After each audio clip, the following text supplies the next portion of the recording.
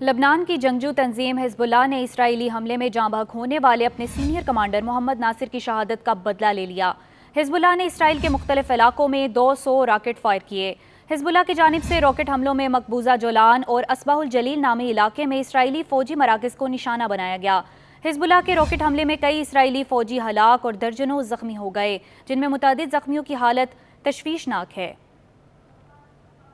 Hezbollah के senior ओहदेदार Hashim Safiuddin का कहना है कि उनका ग्रुप इसराइल में अपने अहदाफ को वसी करेगा और इसराइल को जवाबात का सिलसिला यके बाद दीगरे जारी रहेगा।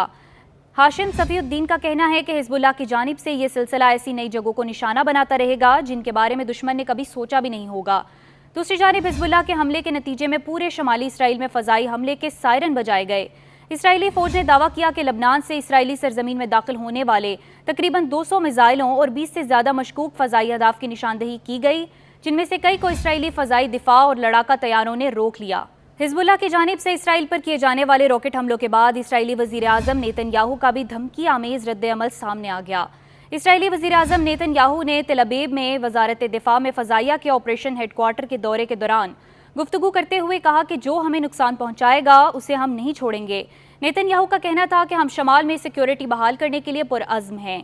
इसराइल और हिजबुल्लाह के दरमियान सरहदी झड़पों में लबनान में कम अज़ कम 496 अफराद मारे जा चुके हैं, जिनमें अक्सरियत आम शहरियों की है, जबकि इसराइली हुक्काम के मुताबिक हिजबुल्लाह के हमलों में 15 इसराइली फौजी और 11 शहरी हलाक हो चुके हैं। उधर हिजबुल्लाह के रहनुमा शेख नईम कासिम का कहना है कि लबनान इसराइल सरहद पर तनाज़े का वाहिद रास्ता गजा में मुकम्मल जंगबंदी है।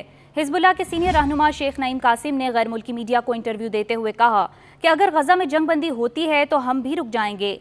इसराइल हमास जंग में हिजबुल्लाह की शिरकत एक हिमायती के तौर पर रही है, अगर जंग रुक जाती है तो ये हिमायत भी नहीं रहेगी। शेख नईम कासिम ने मजीद कहा कि अगर इसराइल जंगबंदी मुआहिदे और गजा से मुकम्मल इनखला के बगैर फौजी कार्रवाइयों में कमी कर दे तो लबनान इसराइल सरहदी तनाज़ा के मुज़म्मरात कम वाज़िया होंगे। गजा में जंग या अदम जंग के दरमियान कोई मामला तय हुआ है तो हम अभी जवाब नहीं दे सकते। शेख नईम कासिम का कहना था कि हमें यकीन नहीं कि इसराइल के पास फ़िलहाल हिजबुल्लाह के साथ भरपूर जंग शुरू करने की सलाहियत है या उसने फ़ैसला किया है। अगर इसराइल लबनान में एक महदूद कार्रवाई शुरू करने का इरादा रखता है तो उसे यह गलत फहमी नहीं होनी चाहिए।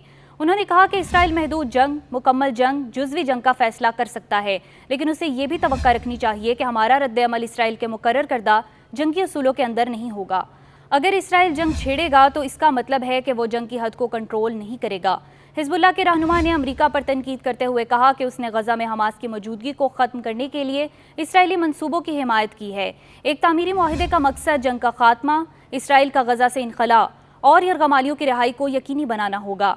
दूसरी जानिब ईरानी पासदारान इनकलाब के कमांडर अमीर अली हाजीज़ादा का कहना है कि अभी इसराइल पर बराह रास्त हमले के लिए मुनासिब वक्त नहीं आया, लेकिन जैसे ही मौका मिला तो इसराइल को मुंह तोड़ जवाब देंगे। अरब मीडिया के मुताबिक पासदारान इनकलाब के कमांडर ने कहा कि इसराइल 9 माह से अमरीका और यूरोपीय ममालिक की हिमायत से आलमी कवानीन को किसी खातिर में न लाते हुए और इंसानी हकूक़ की संगीन खिलाफवर्जी करते हुए गजा पर मुसलसल हमले कर रहा है। पासदारान इनकलाब के कमांडर ने मजीद ये कहा, हमारे लिए ये मनाजिर बहुत तल्ख हैं और इसकी कड़वाहट दुगनी हो जाती है जब हमारे पास ताकत है लेकिन हमारे हाथ बंधे हुए हैं।